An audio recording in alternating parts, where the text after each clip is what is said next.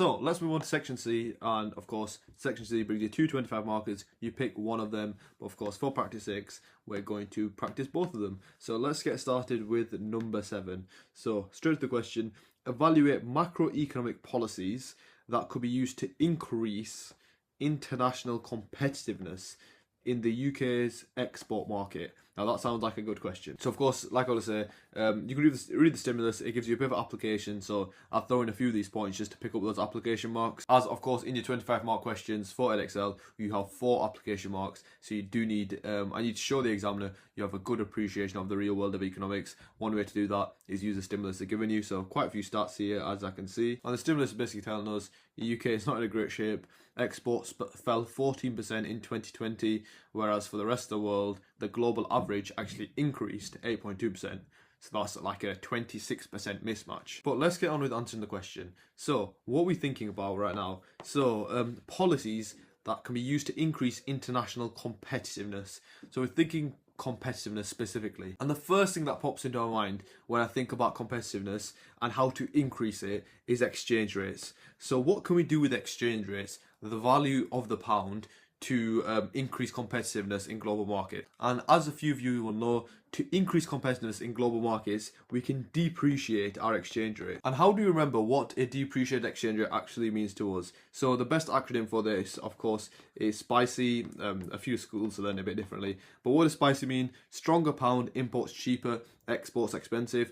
So we're depreciating the exchange rate. Of course, the pound is getting weaker. So this means imports are more expensive and exports are cheaper. Now, this links perfectly back to the question where it's talking about the UK's export market, as if our exports are cheaper, how is this going to affect our competitiveness? It means it just, again, relates to that inverse law of demand. When price drops, quantity demanded increases. So due to our depreciated exchange rate, for foreign countries, for foreign consumers, relatively our goods will be priced lower, they will be cheaper. If goods are priced cheaper, there'll be more quantity demanded, meaning more export revenue, thus increasing our competitiveness on global markets. But remember, the question is asking for policies to increase competitiveness in global markets. Depreciated exchange rate is not really a policy in itself, it's something that happens. But what are the policies that we can use to depreciate the exchange rate? One thing that pops to quite a few students' minds in this scenario would be foreign currency reserves. So what that is essentially is the UK has lots of for example, China,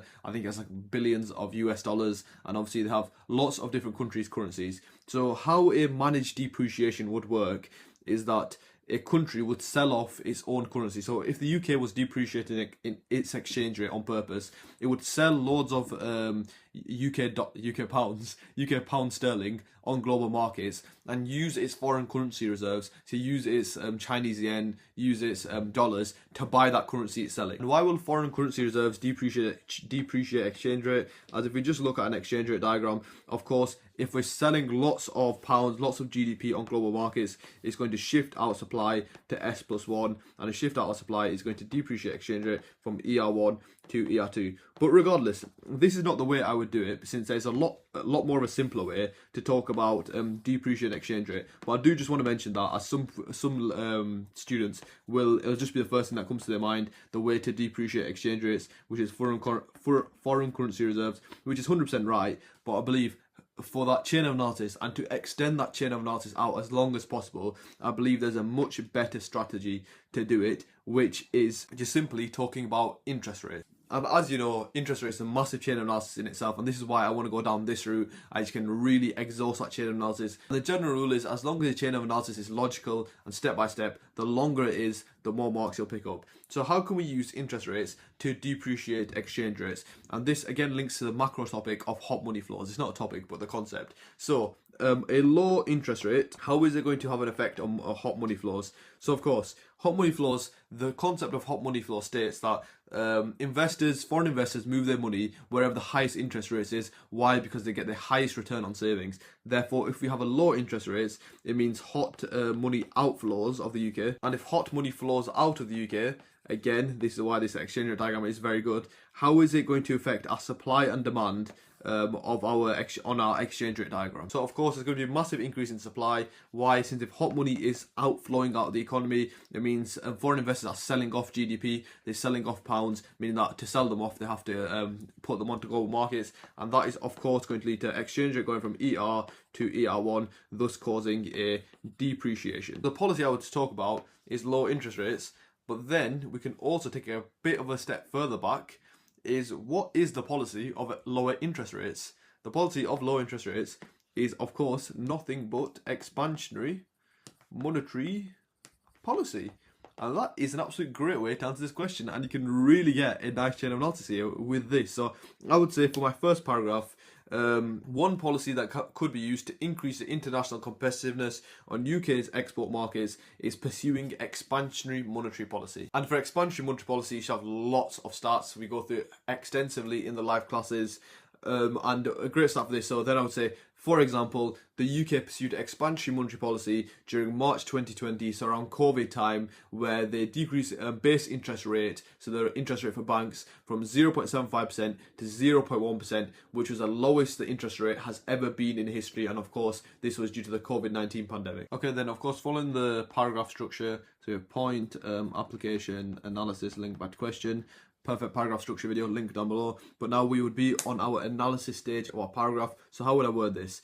So by the government, and this is just like a rough way I'd word this, by the government pursuing expansionary monetary policy, one of the main components of expansionary monetary policy, of course the main goal of expansionary monetary policy is to stimulate the economy, increase AD, and one of the main components of that is lowering interest rates. Now, lowering interest rates is going to decrease the incentive to save, it's going to decrease the reward for saving in UK assets. This will therefore lead to hot money flowing out of our economy. Why? Since investors, foreign investors, since there's a lower return on their saving, they're making less money by saving in the UK, they're going to move their money from our bank accounts to maybe a Swiss bank account or any other country that has higher relative interest rates. So as investors seek better returns abroad, it leads to an increase in the supply of the pound, which we can see on this exchange rate diagram. And you would actually call these, some people here might have done a bit of trading, these are literally exactly forex markets, and you can actually mention that there's an increase in supply of GDP on forex markets, since forex markets is just foreign currency exchange market. This of course will lead to depreciation of the exchange rate from ER to ER1. What does a depreciation mean? It means that UK goods will now become relatively cheaper for foreign consumers. Thus, if goods are cheaper due to the law of demand, they will therefore become more competitive. And a more competitive good will have more demand, thus increase in export revenue, increase in export profits, and you can even link it to AD in the end, thus causing AD shift out, increase in economic growth. And then you can even, if you really want to link it to, you can link it to unemployment. With an increase in economic growth, increase in real GDP, it leads to increased derived demand to labour. More derived demand for labour means employment in these export industries also increases, but the end bit is not needed. But that is a great chain of analysis and just shows you how well you can structure these paragraphs. And I want you to see that it's actually really quite easy. When you know the chain of analysis, when you've got that content mastery, go through the flashcards on the website. It is some very good stuff, and you can really smash out these 25 markers. The main thing I want to show you with these videos is that it's achievable. The A star is achievable. Yes, I've been doing economics for several years now, but when I was a student as well, I could do stuff like this, and you can just put the work in. Again, focus on content mastery, exam technique. But yeah, let's get on with the evaluation. So let's get started with the evaluation. Of course, 9 marks in your 25 mark questions for evaluation, so you can really demonstrate the skills. I think it's just some really easy marks to pick up if you know how to evaluate. So this is a really good one as well. So however, in evaluation, the increasing competitiveness of UK exports depends on the time frame, as it will change between the short run and the long run. And why is that? And that is due to a nice little concept called the J-curve. Now, you might actually be asking, how is that relevant here? But a few of you will know. So, of course, on the J-curve, this is the point where the Marshall-Lerner condition is met. And the Marshall-Lerner condition is, of course, when the PED of exports plus the PED of imports is greater than 1. What does the J-curve actually show, and why am I using it here? So the short run in the J-curve, it shows despite a depreciation of our currency, which, like we said, means exports are cheaper, our current account is actually getting worse. And why is that? Since we expect, in an economical perspective, we expect that when our goods become cheaper, there's going to be an increase in demand for these goods. Whereas, due to in the short run, there's inelastic demand. There is inelastic demand, and why is that? Due to firms are tied to contracts, they won't change the quantity they're importing, so the quantity demanded of our exports are going to stay exactly the same. So we have a combination of cheaper exports, but the quantity of exports have not increased. So essentially, we've still got 100 exports, and we've gone from maybe £1.20 per export to £1 per export. Therefore, our export revenue has actually decreased in the short run. And that's the main thing. Our overall export revenue has decreased in the short run. And of course, this is due to firms are tied down to contracts, thus causing inelastic demand in the short run. And that's why this works as such a good evaluation point. So however, in evaluation, the increased competitiveness of UK exports depends on the time frame.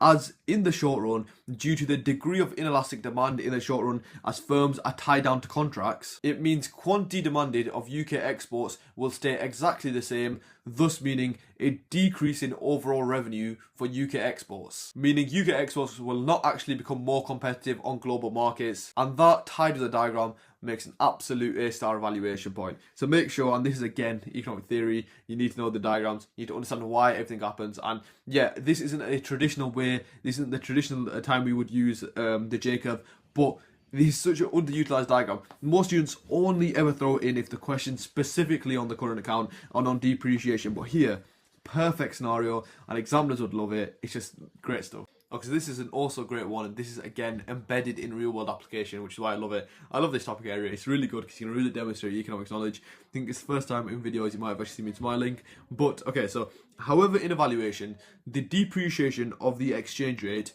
to boost export competitiveness depends on the PED, depends on the price elasticity of demand of UK exports. As the UK export sector is dominated by services, which include legal services, finance services, education, and these services are bought from the UK due to their expertise, due to their quality, and not due to price. These services exhibit a high degree of price inelasticity, thus meaning a depreciation of the currency, these services being cheaper, will not actually increase quantity demanded of these services significantly, thus meaning a depreciation of the currency will actually lead to the UK being worse off, rather than increasing export competitiveness, so becoming less competitive. So this is an absolute gem, and it's a summary of what I've said there. So the UK export sector, and this is again, it's real world knowledge, the UK export sector is dominated by services, e.g. finance services, legal services, education services, and just a bit more knowledge. Where are these services usually based? This is very southern London services,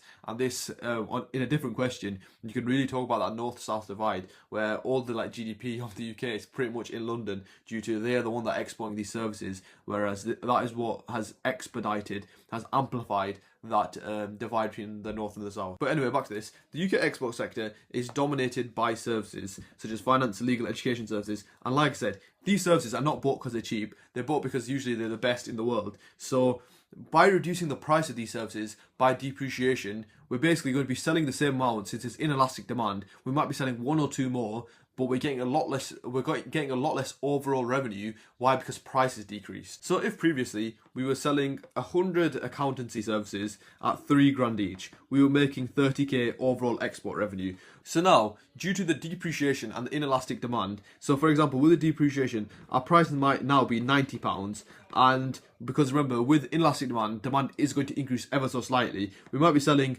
3,050 now, and that is going to be something like 27.4. So as you can see, of course, by the way, I kind of realised that 100 times 3,000 is 300,000, but let's pretend that it isn't. But yeah, so but as you can see, it demonstrates that as the price lower, the lower price has a much more significant effect as the demand is inelastic, because usually the lower price is negated by a massive increase in quantity, but as demand is inelastic, that is not going to happen, as quantity demanded is only going to increase ever so slightly, thus meaning overall we actually lose out and we're worse off in terms of export revenue, thus relating to the question in terms of export competitiveness. Okay, so that is 2 evaluation points for that first paragraph, and absolute gems of evaluation points.